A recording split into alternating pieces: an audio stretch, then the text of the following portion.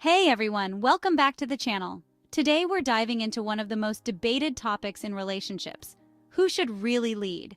Should it be the man, the woman, or is the answer a balanced partnership between the two?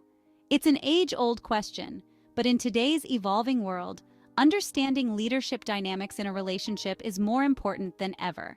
So let's unpack the roles, responsibilities, and the psychology behind who leads and how it can affect the success of a relationship. Historically, men have often been viewed as the natural leaders in relationships. This belief stems from traditional gender roles where men were seen as the protectors, providers, and decision-makers. In many cultures, the idea of a man leading was synonymous with strength, stability, and authority. Evolutionary psychology offers some insight into this dynamic. According to research from the Journal of Evolutionary Behavioral Sciences, human mating strategies have historically involved men taking on dominant roles to secure resources and protect their families, while women nurtured and cared for offspring. This division of labor was functional for survival, especially in early human societies. Even today, remnants of this traditional model exist in many cultures.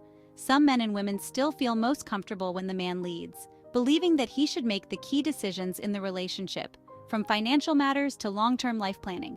But as we'll see, while this works for some, the notion that men should always lead can also create imbalances, especially in modern relationships. Fast forward to today, and we see a very different dynamic emerging. Women now have more autonomy and independence than ever before, and many are taking the lead in relationships or sharing leadership equally with their partners. This shift isn't just about power, it's about balance, respect, and mutual decision-making.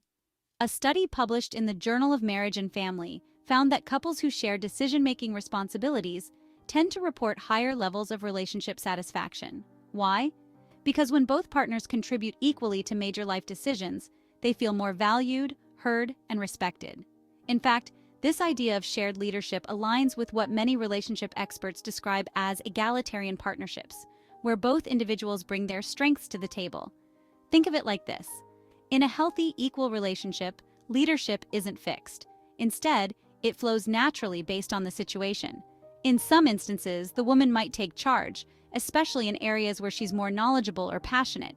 In other cases, the man may lead, and in many cases, decisions are made together, with each partner weighing in equally. This balance reflects the growing idea that leadership in a relationship isn't about dominance, it's about collaboration. To really understand who should lead in a relationship, we need to dive into the psychology of leadership.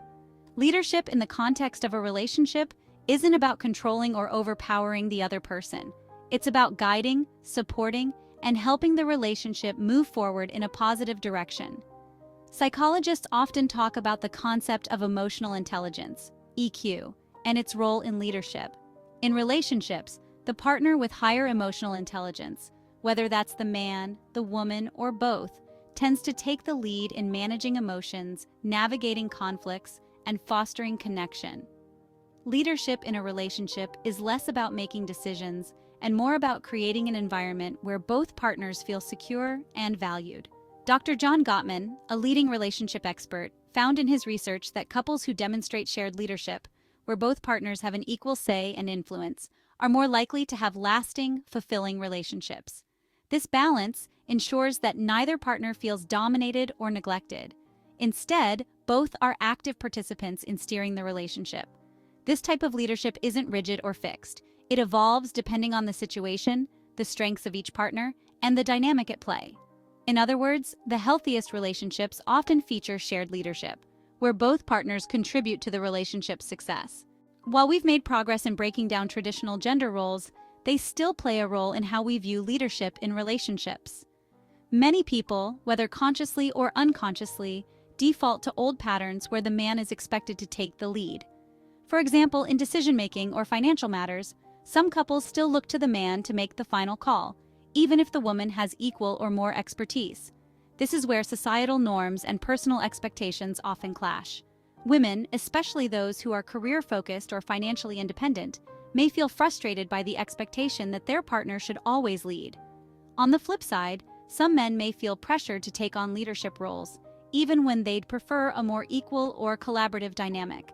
Gender roles can create tension when one partner feels that their contributions or opinions are undervalued. But when couples break free from these expectations, they often find a more fulfilling balance. In fact, a study from the Journal of Gender and Society shows that relationships where partners reject traditional gender roles in favor of equality tend to be more resilient and less prone to power struggles. It's all about finding the balance that works best for your relationship, free from societal expectations. So, who should lead in a relationship? The answer, as with many things in life, is that it depends. Every relationship is unique, and what works for one couple might not work for another. But if we're looking at the healthiest, most sustainable model, the evidence points to both partners sharing leadership roles. Collaborative leadership, where both individuals take responsibility for decision-making, emotional well-being, and the direction of the relationship, allows for a partnership that feels equal and fulfilling. When leadership is shared, each partner brings their strengths to the table, and neither feels burdened with the sole responsibility of leading. This approach also makes the relationship more resilient. In times of crisis or change, both partners are able to step up and take charge when necessary, but also lean on each other for support. This creates a sense of unity and mutual respect that's often missing in relationships with more rigid power dynamics. The key is communication. Open, honest communication about how decisions are made, who leads in certain areas, and how each person feels about the dynamic is essential. It's not about always being equal in every single moment. It's about ensuring that over time, both partners feel like they have an equal voice and share in the relationship's leadership. Ultimately, relationships thrive when both partners feel empowered to lead in their own way.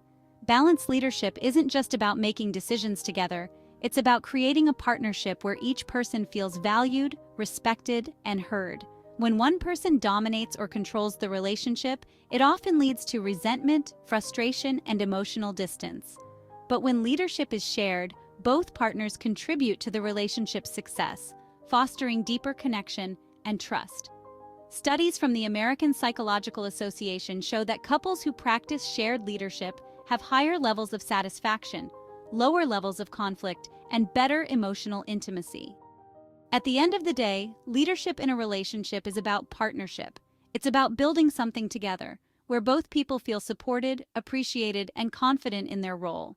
So, who should really lead in a relationship? The answer isn't as simple as man or woman. It's about finding a balance that works for both partners. Whether that means shared leadership, alternating roles, or collaborative decision-making, the key is communication, mutual respect, and emotional intelligence. There's no one-size-fits-all solution. Every relationship is different, and what matters most is that both partners feel heard, valued, and empowered. Thanks so much for watching. If you enjoyed this video, please give it a thumbs up, subscribe to the channel, and hit the notification bell so you don't miss out on future discussions about relationships, psychology, and personal growth.